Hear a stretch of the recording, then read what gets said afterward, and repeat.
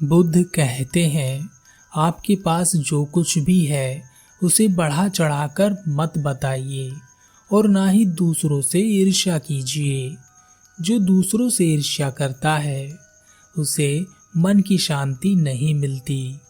किसी ने पूछा था, अगर कोई खुद को ही दुख देता रहे और कोई उसे बार बार समझाता रहे फिर भी सामने वाला ना माने तो क्या करें। हम सब की एक बहुत बड़ी समस्या है और वह है कि हम समझते हैं कि हम बहुत समझदार हैं। जहाँ भी चार लोग इकट्ठा होते हैं वह एक दूसरे को समझाने की कोशिश करते रहते हैं और वह क्या समझा रहे होते हैं यह मायने नहीं रखता। बात कुछ भी हो सकती है। वह सब यही चाहते हैं कि सामने वाला समझे कि मैं कितना समझदार हूँ। यही चीज आपके परिवार पर भी लागू होती है। अगर आपके परिवार में 4 सदस्य हैं तो चारों एक दूसरे को समझाने की कोशिश करते रहते हैं कि मैं सही हूँ और तुम गलत हो। हमारी उंगली हमेशा सामने वाले की तरफ होती है। हम हर चीज को हमेशा सामने वाले के नजरिए से देखते हैं। हमें क्या पहनना है, कैसा रहना है, क्या बोलना है, यह सब भी सामने वाला ही तय करता है। और यह केवल इसलिए होता है कि हम चाहते हैं कि हम कहीं सामने वाले से पीछे ना रह जाएं। इसलिए हम उससे बेहतर होने के लिए प्रयास करते रहते हैं। और ऐसा नहीं है कि यह सिलसिला कभी पूरा होने वाला है, यह हमेशा ही चलता रहता है। आप हमेशा सामने वाले से कम ही रहते हैं क्योंकि सामने वाला हमेशा बदलता रहता है।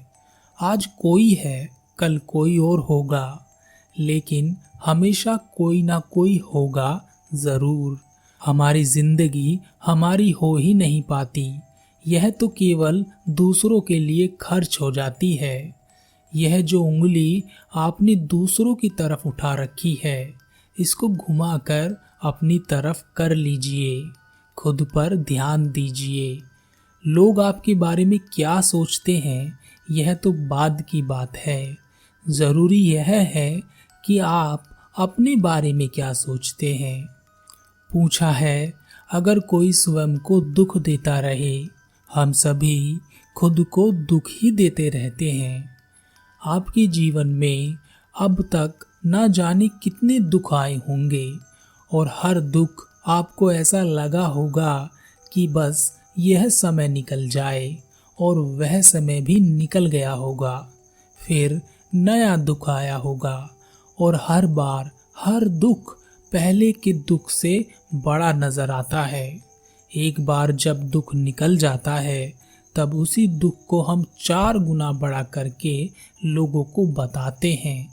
और अजीब बात है, अपनी दुख को कहने में भी हमें आनंद मिलता है और यह बताने के पीछे भी मकसद यही होता है कि देख, मैं तेरे से भी बड़े दुख से गुजरा हूँ, तू और तेरा दुख तो कुछ भी नहीं है। और अगर सामने वाला आपकी दुख की जरा भी अनदेखी कर दे और यह कह दे कि इन बातों में रखा क्या है, सब बेकार की बातें हैं, हमें आगे बढ़ते रहना चाहिए, तो आप तुरंत ही उस व्यक्ति से नाराज हो जाएंगे। वह आपको दुश्मन की तरह नजर आने लगेगा।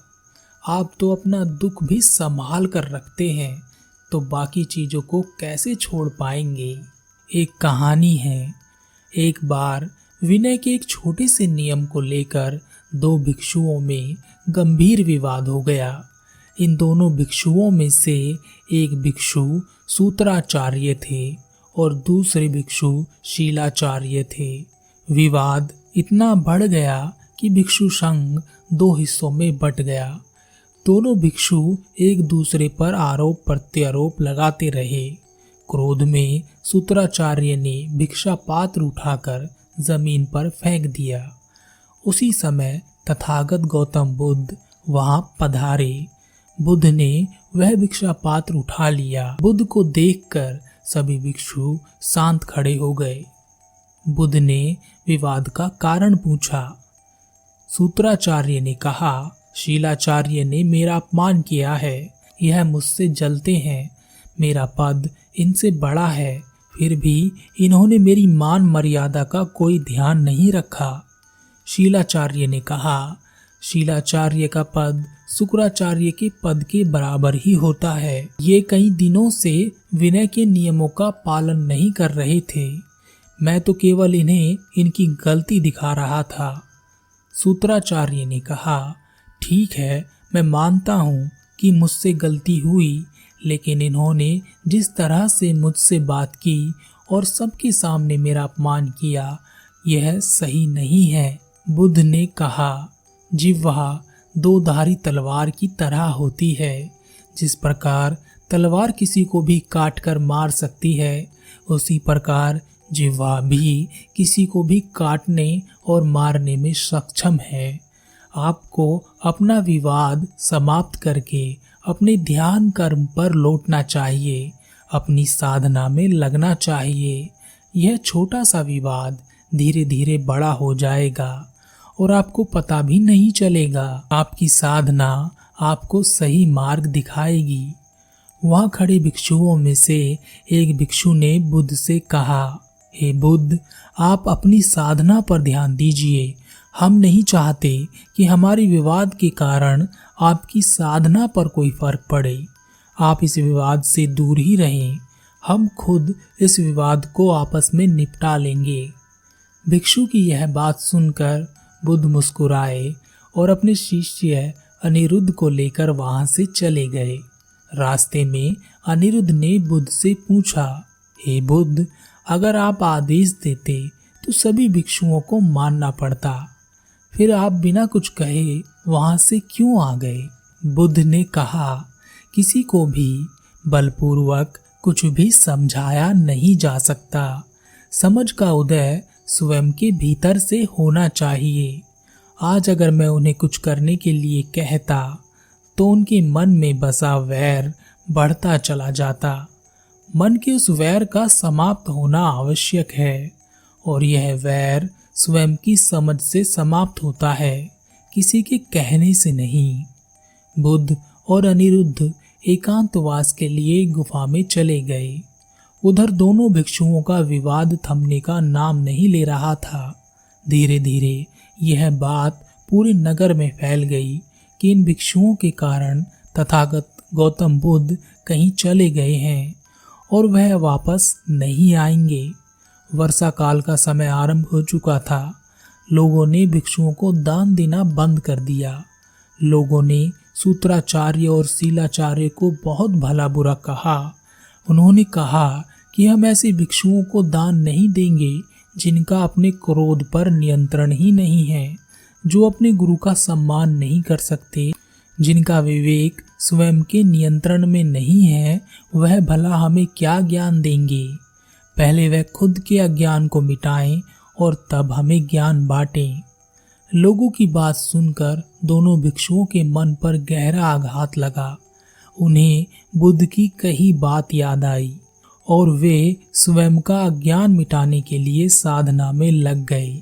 और एक दिन वे दोनों एक दूसरे के समक्ष आए और एक दूसरे को देखकर उनकी आंखों में आंसू आ गए। सूत्राचार्य ने कहा, आप मुझे क्षमा कर दें। आपकी बढ़ती प्रसिद्धि को देखकर मुझे आपसे ईर्ष्या होने लगी थी।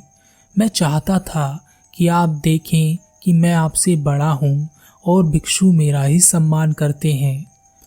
शीलाचार्य ने कहा, आप भी मुझे क्षमा करें। मैं हमेशा से ही आपसे आगे निकलना चाहता था। मैं भी आपसे ईर्ष्या करता आ रहा था। जब मुझे आपको नीचा दिखाने का मौका मिला तो मैं अपने आप को रोक नहीं पाया। हम ज्ञान के मार्ग पर चलते चलते अज्ञानियों की तरह आपस में लड़ बैठे। दोनों भिक्षुओं ने एक दूसरे से क्षमा मांगी और भंते आनंद के पास गए और उनसे प्रार्थना की कि वह तथागत को मना कर वापस ले आएं।